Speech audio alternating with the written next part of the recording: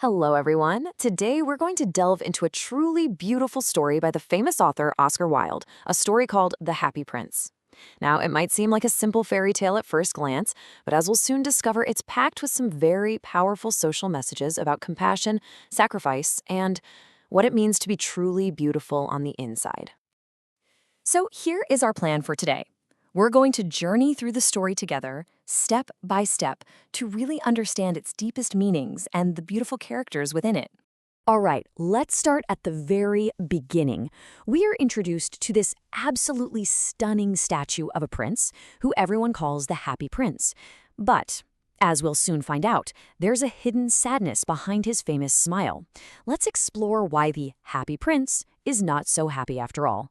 Just imagine this. A magnificent statue, placed high above the city, on a tall column, just sparkling with fine gold leaves. For his eyes, he has two brilliant sapphires, and a large red ruby gleams on the hilt of his sword. He is the talk of the town, a true symbol of beauty and joy for everyone to admire. Now, this is where things get really interesting. See the contrast here? On one hand, we have the prince's life in the palace, where he says sorrow was not allowed to enter.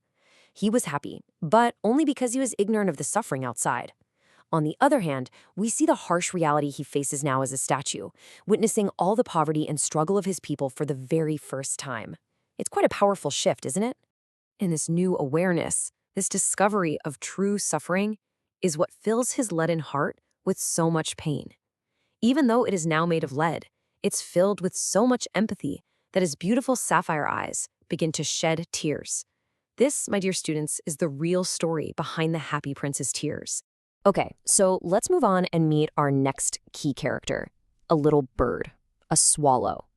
He's just passing through on his long journey, but he's about to become a very, very important part of our story.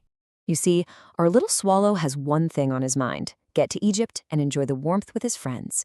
Egypt, for him, represents personal goals, pleasure, and freedom. But then, a single tear from the prince falls on him, and this chance encounter changes everything. It marks the beginning of a great moral awakening within the little bird. The prince's heart aches as he sees a poor seamstress.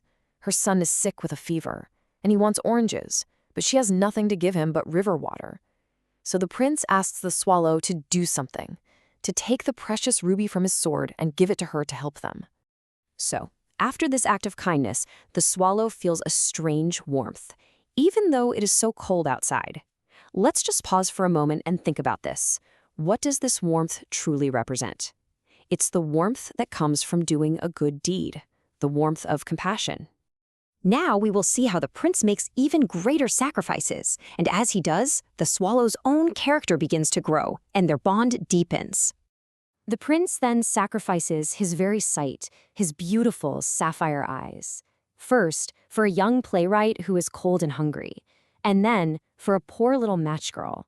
You see, his eyes symbolize his vision into people's suffering, and giving them away shows us that his compassion requires great personal loss. The swallow is so moved by the prince's incredible sacrifice that he gives up his dream of Egypt completely. He knows his place is now with the prince.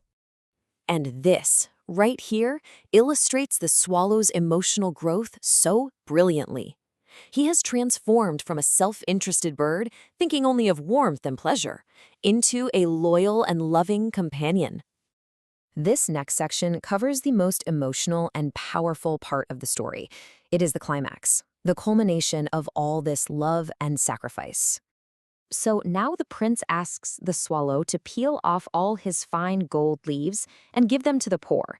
And as he loses his outer beauty, becoming dull and gray, his inner moral radiance grows even brighter.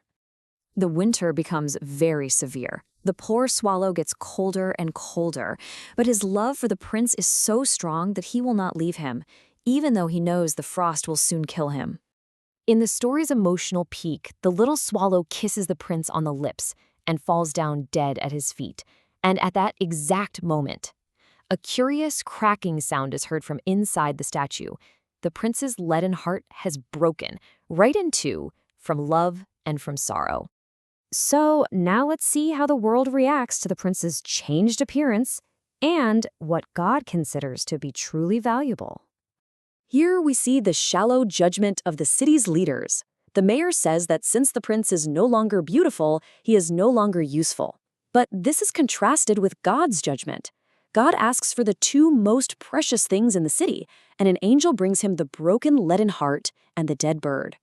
You know, the workmen try to melt the heart in the furnace, but they can't. It will not melt. This is to symbolize that the heart, filled with such pure compassion, cannot be destroyed by fire. True love is eternal. So they just throw it on a dust heap right beside the dead swallow. Now, we will summarize the key takeaways from this beautiful story. This will help you to prepare for your exams. When you are writing about the themes of the story, remember to use these points, and always give examples directly from the text to support your answer. For character and symbolism questions, please focus on how the characters and objects develop and what they truly represent throughout the story. Think about their journey from beginning to end. Finally, the story leaves us with a thought. The happy prince could only see the misery of his city when he stood still. I encourage all of you to look around you to see what is really happening and to reflect on this question. Can our own small acts of kindness truly make a difference?